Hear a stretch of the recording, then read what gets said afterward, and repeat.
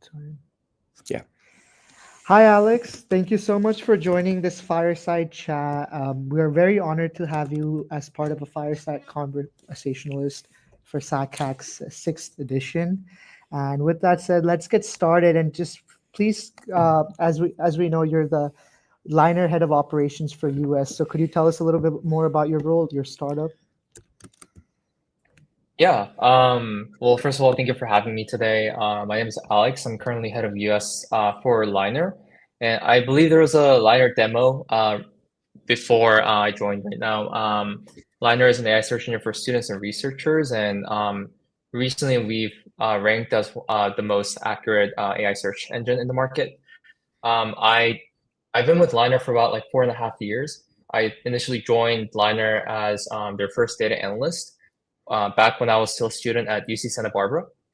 And yeah, it's been quite a journey ever since. Took up on different roles in data, product, and marketing to keep the company growing. And opened up the San Francisco office about 2 years ago. So Liner has headquarters in South Korea, and came up to San Francisco end of 2023. And ever since then, I've been working on distributing Liner further in the US market, engaging with different student communities. Yeah, that's been quite the journey. That's great. Thank you for sharing that, Alex. Could you tell me a little bit more about what major you did at UC Santa Barbara and how you made the most out of your college experience? Right. So for me, I graduated as a statistics and data science major at UC Santa Barbara. Initially, I joined as a physics major. I initially joined as a physics major, and back then I honestly didn't really know exactly what I wanted to do.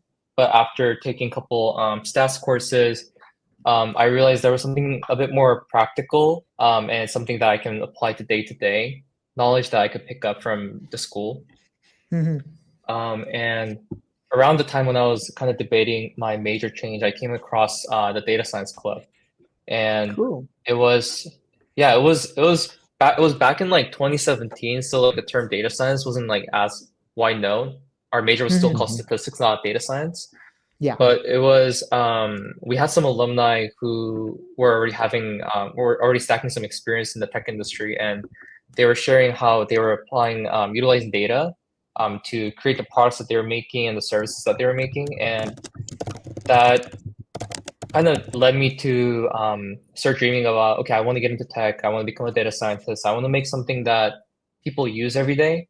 So I can definitely share that my data science major role, though it's quite questionable as to like how good of a student I was, but definitely it kind of led me on towards tech. Yeah. That's amazing. Yeah, that's amazing. So we'd just like to get started with some of the questions that we'd like to ask you about your role at Liner. So what I really wanted to know was what strategies have been effective for like pushing Liner's growth in the US market? Is there anything particularly that you had to do differently from the South Korean market, or is it a similar strategy that you followed? Yeah, for sure. I think just for context, like Liner's biggest customer pie has always been the US market. So there wasn't like shift in priority. Like for us, always the US market and the students have been the priority for Liner. And even after I opened up the San Francisco office, the priority was the same. I think, but like you said, I think the way we approached the problem kind of changed. In Korea, we didn't really have access to meet our customers in person. We tried to utilize that opportunity more after we opened up the US office. For example, that meant like just me going around campus with some of my teammates to test out Liner and see what expectations were met on our product. That was something that definitely worked a lot. We would around like last year, we did a lot of prototyping for our product, and we would carry around our Figma file or carry around have like our website ready on our phones, and then just ask random students that we run into to test out our product and just kind of share the feel of it. Yeah. So But yeah, that ground operation helped a lot more. Yeah. Cool. So what I understand from this is testing for a customer client and customer segment is very essential to getting a product out in the market. As you said, sitting in Korea or the Korea, it was hard for Korean offices to kind of target U.S. markets without getting out there in the field Right. and asking customers and reiterating over solutions. Am I right? Yeah, that's definitely right. I think there was also the culture aspect of it, but obviously, as you're aware, so many different ethnicities in America, right? Mhm. When you say that you're building a product for the U.S. market, you're essentially building a product for um, a global market. Um, if you are a Korean engineer trying to build a product for a Korean market, then that probably means that you're building the product for the audience that you know best. Mhm. And a lot of times, even if you don't go necessarily around like the data-driven methods, Mhm. that can kind of get you to a certain extent, I think. Okay. However, if if any of you kind of grew up in like a more second generation immigrant household, you're probably aware of like neighbors or families that don't necessarily speak great English, right? When we Mhm. go to In-N-Out, when we go to other restaurants, there's no guarantee that when you like pitch a conversation to the table next to you that they'll speak the same languages. That's how diverse America is. Meaning, you can't assume that you know everything about your potential customers until you actually meet them and have them try your product out face to face. Yeah. Got it. That's a very interesting point you have. And moving on to the next question, we wanted to ask you how does artificial intelligence influence business expansion, and how has operational efficiency increased? So your question is how Uh, has like the release, I guess like the AI wave kind of changed the business side of things for us? yes, Yeah, like has yes. it helped with your business expansion, or is that something that Liner uses for their business expansion? We just wanted to know, get an insight on if, like, Liner being an AI tool itself, like how far do you use, or how, in what extents do you use, like an AI tool to expand your business? Yeah. Um, I think more on like the utilization side, I think just the market change was big for us with the boom of AI. Around the time when I came out to the US office to open up the US office, sorry. That was kind of the time when ChatGPT was going big, I would say. Mhm, mhm, And a lot of the methodologies that we used to take before it started, we saw that not working as much. Like for example, Liner started out as a highlighter product, and one of the things that we also did was based on your highlights, we would recommend articles that were mhm, relevant to your Mhm. highlights online. Um, Back then, the product was pretty funnel based. It was like, oh, like users get like a first experience, and if they like it, they'll purchase the product. Even if not, if they really like the product, they'll stick around and use the product more and more. And we were able to kind of assign teams for each of those metrics and mhm. have them hack those metrics like one by one. So Okay.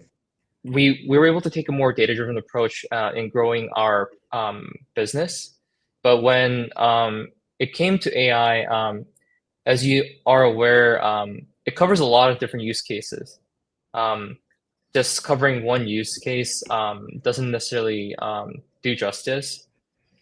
People come onto the AI product with multiple different use case expectations, and you have to learn either if you're going to only serve a specific segment Mhm. with a streamlined use case, or if you're going to start approaching it by optimizing for multiple use cases at the same time. So Wow. I think product Mhm. building process itself kind of changed before like pre and post AI boom. Yeah. Hopefully that makes Got sense. it. Yeah, Yeah, happy to that go into further absolutely. details. Yeah. Yeah, no, that absolutely makes sense. Yeah, it's really insightful. Okay, since this is a hackathon and we like hosting hackathons as well and getting to know about hackathons, we want to ask you, if you were competing in a growth-focused hackathon, what would your approach be for problem solving and innovation to stand out in the crowd and maybe try to win a prize or come up with an MVP that's really good and something that you really like to work on? Yeah, I haven't done a whole bunch of hackathons, so I don't know if I'm the best person for advice. Um, but I've definitely gone to hackathons as judges, and seeing from there the products that stand out to be the most are not like the most fancy ones, or not like the ones with like the crazy like market projections of how it's going to be in the future. It was more like um I guess like conviction, like where did you get the conviction for your product? Mm-hmm. Um, Sometimes it's like the experience or the difficulties that you saw in your family side that made you kind of get an idea for the product, or it's sometimes a common problem that your team faced in the day-to-day during your academics or just extracurriculars that come up with Yes. the idea for the product. I think teams that are very excited about the problem that they're solving um, struck me the most. And Mm. if I were to go into a hackathon, I would just start from the problems, not necessarily like that's getting the most like attention in the world today. I would start from problems that just me and my teammates are facing day to day, and see if we can kind of come across a certain like common conviction from that. Got it. Definitely. I think considering that you are like working for the US operations and in a place where like you need to decide between doing something to find a solution that's something that hits closer to home and finding a product that would help like grow faster, what do you think would be the right join between the both? Because some people really want to build a product that can be grown really quickly and get a lot of consumer products, but some people also have ideas that they want to build but which might not have the immediate traction that high value products have. What do you think would be the right approach for that? Can I say both? That's such a hard question. Sure. Yeah, I no, think of it's a course, of question course. that not just like the hackathon setting, but it's Mm, just the problem that everyone faces, right? Are you gonna definitely. go small, or are you gonna go for traction? But I think Hmm. um, just from my personal experience, and obviously I don't want some bright minds at Davis to get the wrong idea from me, but for us, like one of the key business strategies was always going for the bigger market, because Mhm. if you're in a bigger market and when there's traction, then you're usually have more room for flexibility and pivoting, and also you get like the best talent.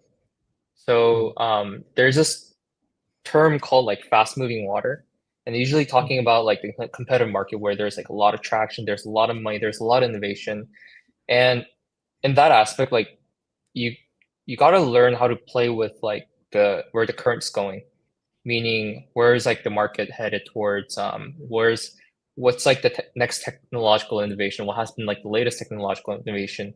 And sometimes the problems that you think that's like so important to solve today might be solved naturally by just like the way the market's moving. For example, think about like how amazed everyone was with article summarization back when ChatGPT first came out, right? Mhm, mhm. But think about like all the other things that you're able to do on ChatGPT or Perplexity or Liner. And Hmm. times have changed a lot, and model costs have been getting cheaper and cheaper. You can see that there's a shocking thing in AI like every week, like DeepSeek, like deep research, you can name it. Yeah, Mhm, I would say start with like the big market, but find a mhm. certain problem that kind of hits home from there. But don't start like from a small market and try to find a niche problem in there too. Yeah. Like don't limit Got it. yourself.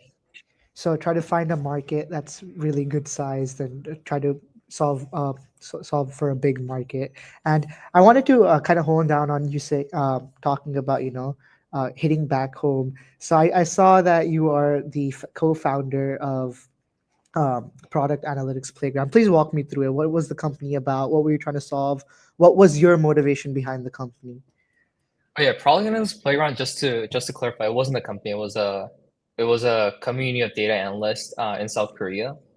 And we have about like 1,000 different data analysts that just kind of gathered like every week and shared, like we would write blog articles about like our different experiences in companies on Mhm. how each company was like utilizing data. um, yeah, it was an organic community that we formed in South Korea. We ran it for about like 2 years, and I hopped off as I was like moving over to San Francisco. But Okay. I think just to share like what like the key takeaway was. It was just more about like how different companies at different sizes leverage data differently. And I think just to make it more relevant to the hackers today, if you are someone who's like very data savvy and who wants to be data heavy, you if you're trying to utilize that as your feed, you got to also think about what's like the right company size that would be the right fit for you. There are going to be Got it. companies that are not necessarily data driven, that are more like design driven, that are more qualitative, research driven. Is like is that going to be the right fit for you, or are you going to companies that are very very experiment heavy? But sometimes being experiment heavy means also like trading off speed, because you got to wait Mhm. for like the enough data to accumulate, and also to be able to get all the stakeholders be persuaded into decision making. Yeah, what's going to be the right type of company for you in your next step career? I think that's like the takeaway that I got. Yeah, that sounds great. That's really good to like. That's really insightful. So, what was your journey becoming like head of operations at Liner? What were some defining moments of your career? Were there any drawbacks on the way? And like, how did you go about from your time at University of California, Santa Barbara to joining Liner as like becoming the head of operations at Liner? Yeah, it definitely wasn't like a big one jump that I got. Just to be clear, Hmm. I joined Liner as a data analyst intern. It wasn't even a full-time position. I joined as a summer intern. Thought it would be 3 months, but it turned out to be 5 years. Crazy, right? But Yeah. um, but I think just to like just touch the key points. I was someone that which was just willing to do whatever it was necessary to keep the company growing. Okay. And I know it's more like more common for someone in tech to, I guess, be more persistent with their job title or job position or their job function. Like, oh, I'm an engineer. That means I have to solve an engineering problem. Oh, I'm a data analyst. I have to solve an analytics problem. But for me, I just want to solve growth problems. And sometimes those, like, the most important company growth problems came from data. Sometimes it came Mhm. from product management. Sometimes it came from marketing. And because not all those things necessarily like involve like software engineering. If you have the heart and like willing to put the time in for it, you can learn it. You can pick it up. And I think being willing to try out different things for the sake of the company's sake of your team, to keep the team winning, I think that in a way kind of led me to become the head of US for my company. Yeah. Yeah, that's a great answer. Yeah. So I wanted to ask a follow-up question. As you said, this wasn't just like a one-time jump movement where you just became head of operations. So can you tell me about a time where you faced a major setback in your career and how you went over through it? Yeah, um,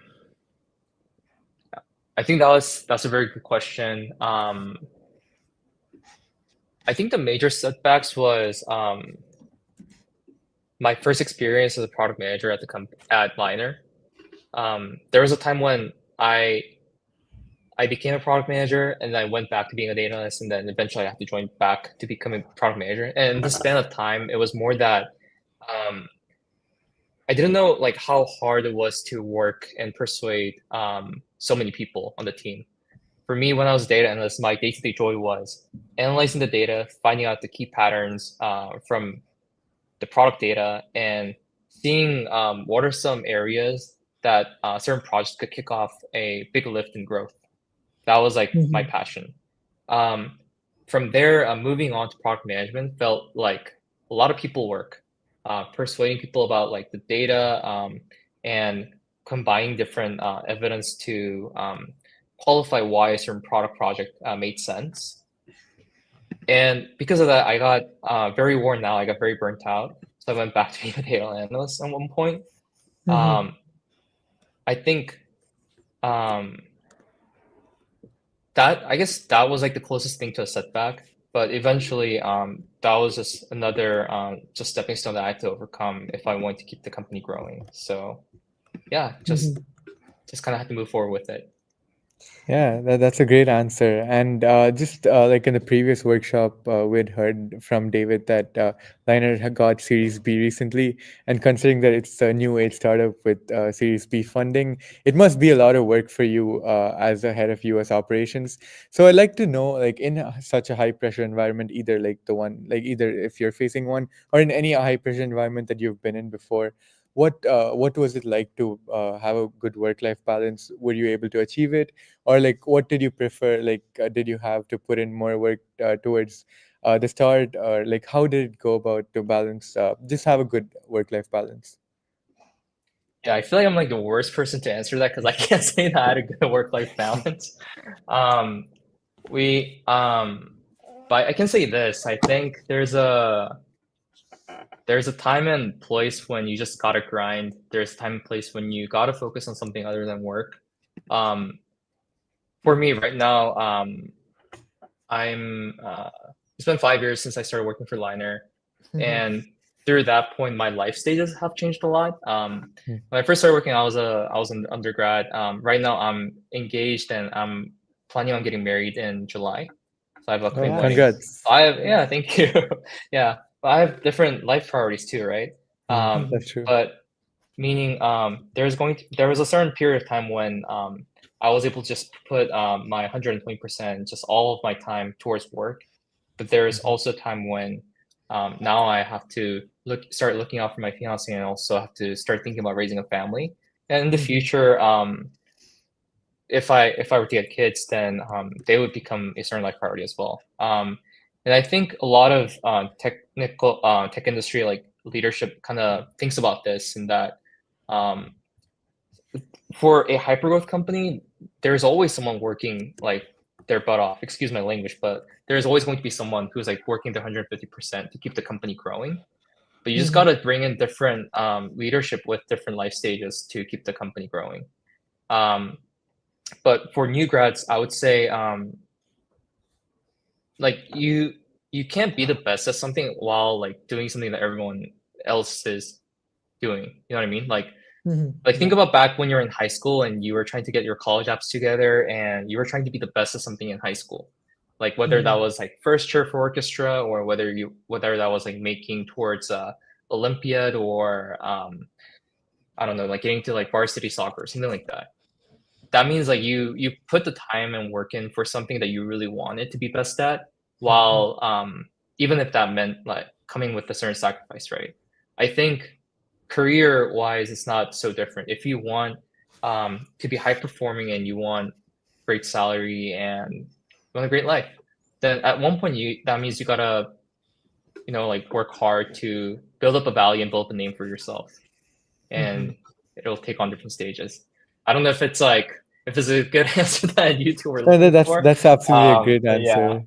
just a Yeah, I reality think. check, honestly. Yeah, I think yeah, just to like summarize what you said, I think what my takeaway from this was is there's some stages in life where you have to spend a Yeah, lot more time exactly. doing hard work, and like sometimes that when you need to shift away from it, then all the hard work is going to pay off at some point, and you have to prioritize other things at different parts of life. I think it's like it's a different stage every time, and I think at least towards the early stages, there's going to be a lot more hard work that needs to be put in and more time to be put in, right? Yeah, that's a great summary. I appreciate that. I feel like my answer was Absolutely. kind of going like this way, but No, you your did answer it was well. absolutely great. No, we Yeah. enjoyed listening to your Yeah. answer. Yeah. So I'm gonna give you another difficult question. But if you were to, restart your professional career, even your academic career, what would you give advice to a younger self of yourself? Mm. I think I'll try more different things in Mhm. college. I think Hmm. I can't say that I like necessarily earned my spot at Liner when I first started. I just had the right connection. I was studying the right thing. I was at the right time at the right place. I think that was it. Currently, like for even for the campus lead positions, I've looked through more than 300 college apps, and I can see that there's so many college students that like you two are putting the time, their free time, to build a certain value at their community college, their college communities. Um, And I wish I kind of did that. Yeah, I wish I kind of did engage in the college clubs more, build a product, try building it with someone else. Yeah, I wish I did that more. So a follow-up question to that, great answer, but I wanted to know, like everyone keeps talking about networking, but what does networking mean to you as an individual? And how can students build meaningful professional relationships and find mentors in the industry?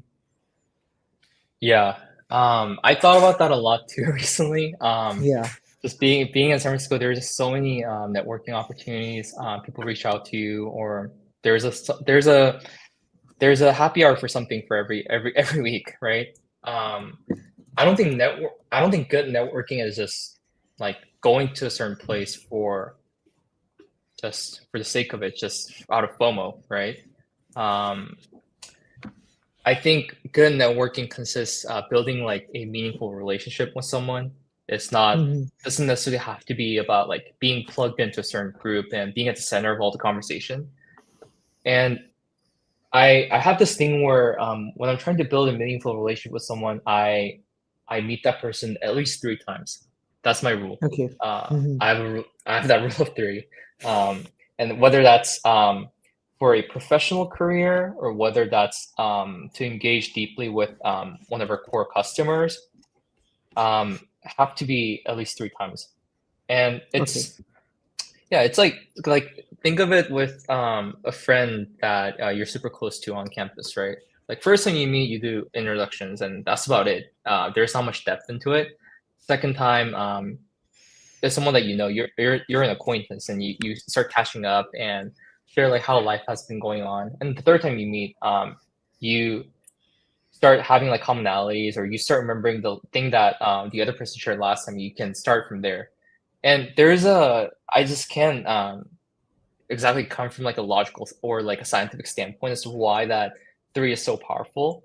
But Mhm. if you start meeting a certain person at least 3 times, you will see that there's a big change in the relationship, like the depth of it, or the approaches of it, or the direction of it.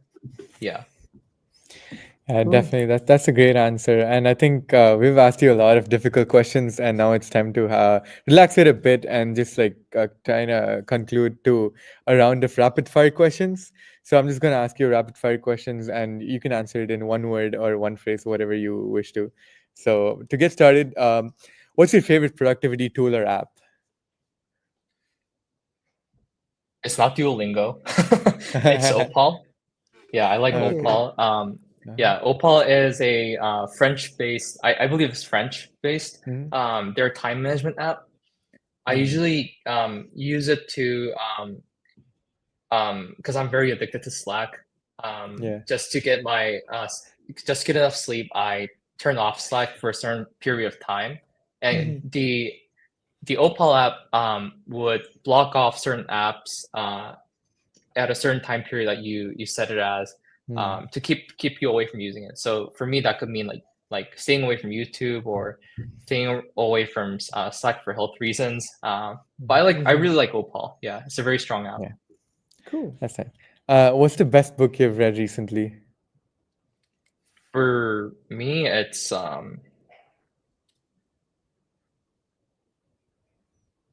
I think it's the $1 Trillion Coach. So Oh. that's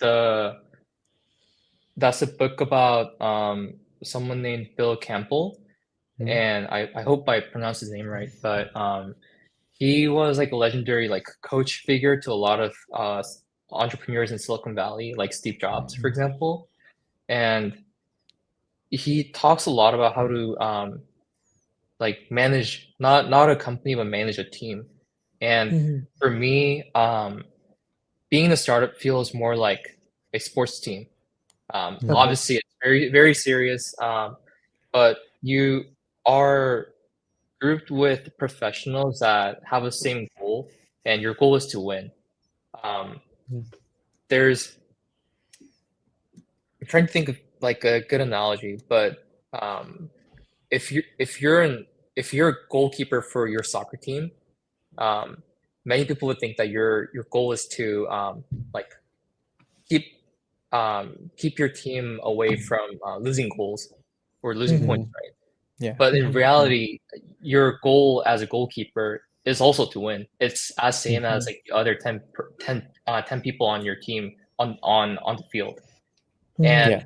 just kind of, I think a lot of problems at startup scenes can be solved, especially internal problems can be solved if you approach it as a sports team. Like you get to reflect upon your commitment as if it were a sports team. You get to reflect upon the dynamic with your manager or your peers as a sports team. You get to think of your CEO like a coach or like a captain and see if the dynamic is healthy or not. And I think Bill Campbell kind of touches upon all those points very well. And yeah, it's a great read. Wow, that's beautiful. I think I'm gonna read it for sure Definitely. and add it to my book collection. What's your favorite liner feature? I know David went over several features, but what is something that you personally resonate with, and I think you consider as an accomplishment? You know. Um, I know Liner is we're more branded heavily as like an AI search engine, Mm-hmm. but we also have an extension that Mm-hmm. has a lot of copilot features. Okay. And my favorite would be the YouTube summarizer feature that we have on there. So Okay. if you were to summarize YouTube videos on Liner, then what we do is it doesn't just like spit out like a whole transcript or like a whole essay. What it does is it prints out key parts with timestamps. And if you were to click on the timestamp, it takes your YouTube video directly to that point. And it was one of the features that I made at Liner during my time as a product manager, and I just had a lot of fun with it, and we've heard some great feedback about it from the users as well. So yeah, it's still close to my heart. Well, great. Yeah, we definitely could use that feature. I think summarizing YouTube videos is a great thing because they're just starting to get bigger and bigger now with the podcasts. Yeah, Yeah, definitely. Yeah, try it out. Yeah, for definitely sure. will do. And so, what do you think is the biggest myth about working in tech operations? Something that you really thought or heard about before you got in, and after you got in, you realized that, okay, that's not really what it is. Mm,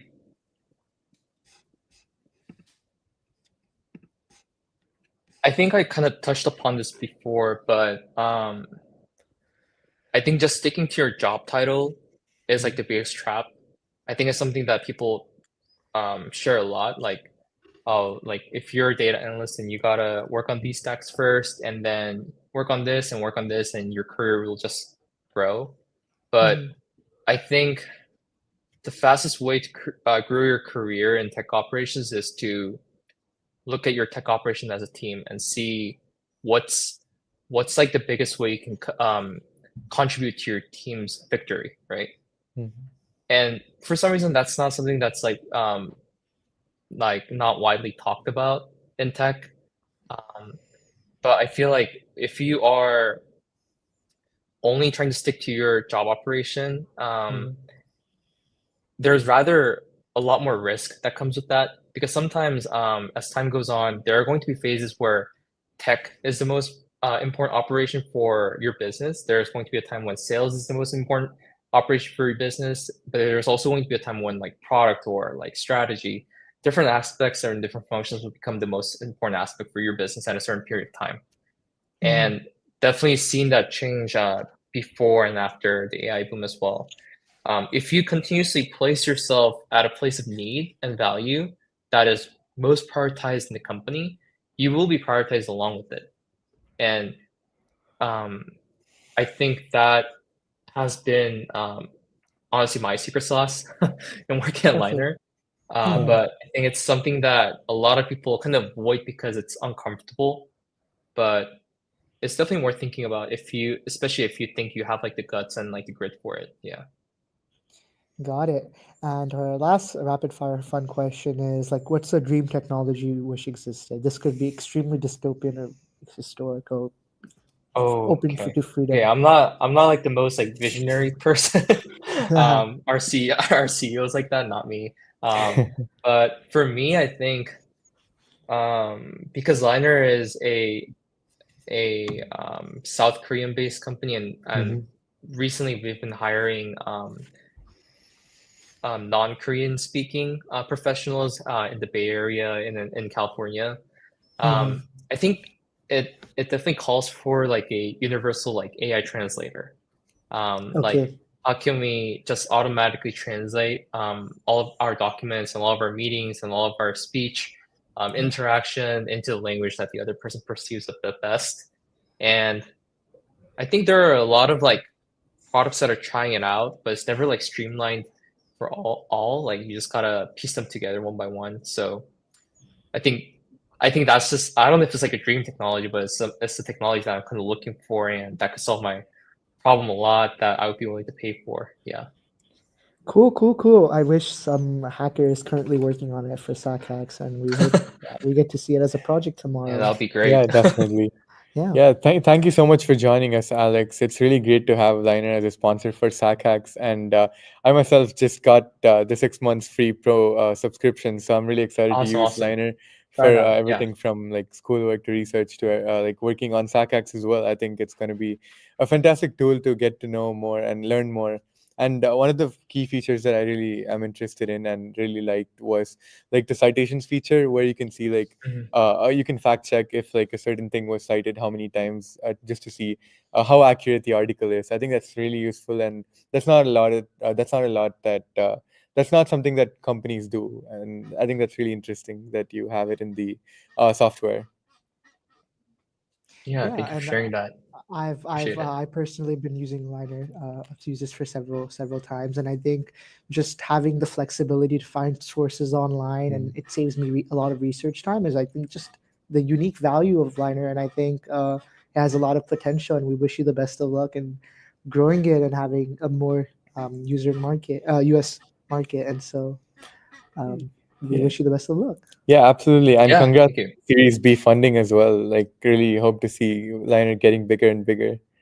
Yeah, and Yeah, congrats thank you on so much. the wedding. Yeah. Oh, congrats on the wedding as well, by the way. Yeah, a lot of congrats. Thank you so much, Yes. guys. A lot of good news. Yeah. Great. Well, thank you, Alex, and we will end the live stream now. Yeah. Thank you so much for joining us. All right. Go I'll be ahead. hopping off now. All right. Yeah, All right. See ya. thank you, Alex. Thank Have you. a good day. Bye-bye. Bye-bye. Bye. Bye-bye. Bye.